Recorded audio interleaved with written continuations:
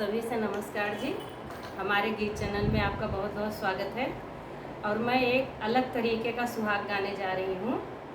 और आप लोगों ने पता नहीं सुना है कि नहीं ऐसा सुहाग और मैं गाने जा रही हूँ। मुझे तो पहली बार ही मैं तो सुनी थी। अगर आप सबको अच्छा लगे तो कमेंट ज़रूर करना।